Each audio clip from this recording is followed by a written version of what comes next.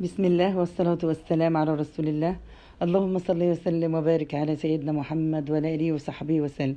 يوم جديد وروتين جديد وطاقة إيجابية جديدة يا حبايبي متابعيني دايما مشرفين ومنورين في قناتي.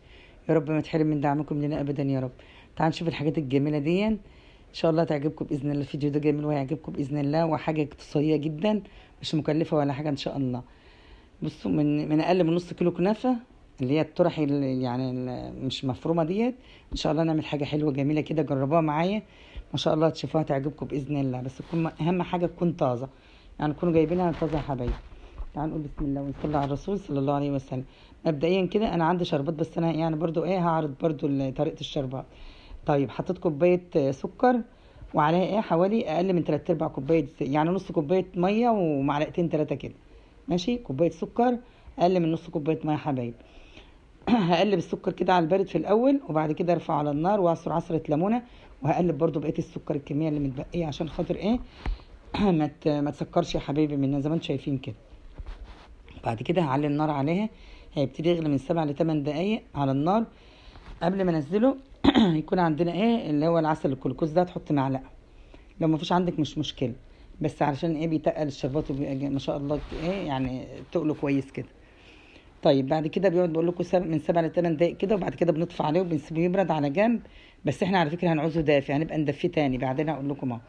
طيب بعد كده معانا مكسرات، فول، بندق الموجود عندكم. يعني انا كان عندي شويه البندق دول، وعندي برضو شويه فول مجروشين برضو، بس تقريبا يعني ما تصوروش.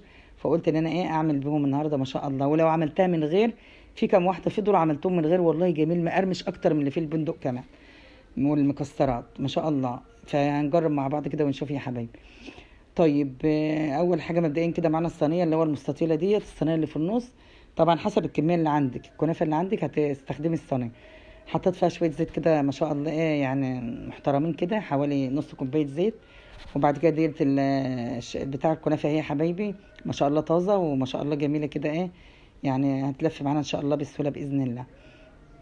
طيب، هنقيس يعني طول الصينيه، ونقص يعني هنحاول كده نعمل كله يعني على طول الصينيه، عشان لما نبرمها كده تبقى ما تبقاش طويله عليها. وهنفردها كده، لو هي مثلا تحس ان هي شابكه في بعضها، بنفردها بايدنا زي ما انتم شايفين كده. وبنرصه جنب بعضه كده، يعني كل ما بنعمل يعني كذا شريط كده جنب بعض، على اساس لما نيجي ونسويهم كده ونظبطهم ونحط بقى الحشوه بتاعتنا زي ما انتم شايفين. الحشوه دي يا حبيبي حطيت عليها معلقتين سكر ومعلقتين عسل جلوكوز، عشان خاطر ما شاء الله العسل الجلوكوز بيمسك الحشوه كده، ما تتفرطش مننا وما تتبعترش مننا واحنا بنبرم الكنافه بتاعتنا زي ما انتم شايفين كده. هي بتشبه الكنافه اللي هي البورمه، بس انا عاملاها بطريقه قرطها قوي ما شاء الله. انا عاملاها زي زي يعني شوفوا مقروطه جامد ما شاء الله. يعني هي لا اسم كده، بس راح عن بالي بصراحه. الانفو ده معمولين بقاله كذا يوم، فانا برمها برمه جامده ما شاء الله. عشان خاطر لان انا كنت عاملاها قبل كده يعني من غير مكسرات خالص، بتطلع يعني غير الحشو بتبقى جميله جدا. جربوها حتى لو ما فيش حشوه هتطلع معاكم حلوه، بس اهم حاجه تقرطوها، والشربات لما بينزل عليها بتبقى مقرمشه وجميله باذن الله.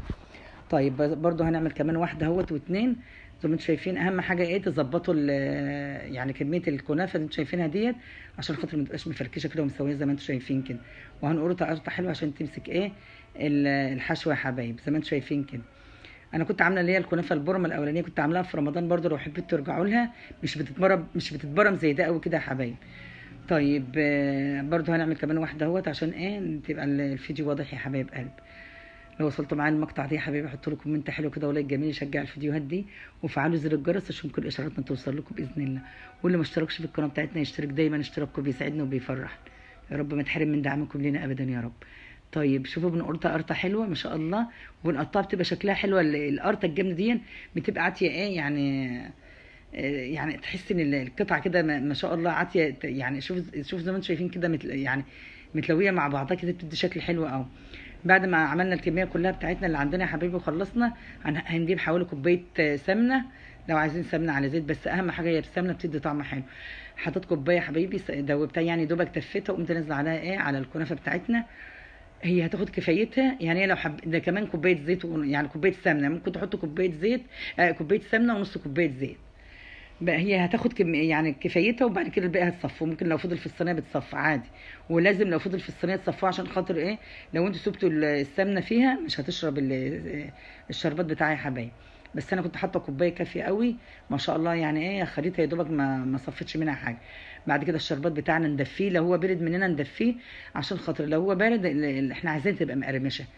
لو احنا حطيناه بارد على السخن هتحس ان هي طرت، لا احنا عايزينه يبقى مقرمش. لازم ندفي ايه الشربات في الاخر كده زي دوم العين بسيط كده، وتنزلوا عليه بقى ما شاء الله. انا ما استنيتش بقى لما هي تبرد عشان الفيديو، انتوا تستنوا شويه وبعد كده تقطعوها ما شاء الله تطلع قطع كده ما شاء الله، وعامله يعني ما شاء الله اللاويه بتاعتها اللي احنا قرطنا قوي دي عامله شكل حلو وجميل قوي. والمكسرات فيها برده جميله جدا، وكذا واحده عملتها من غير ما شاء الله طلع حلوه ومقرمشه. اوعوا تنسوا اللايك الجميل والكومنت الحلو بيشجعنا نعمل لحضراتكم فيديوهات. يا رب فيديوهات تليق بيكم وتكون عند حسن ظنكم. مع السلامه.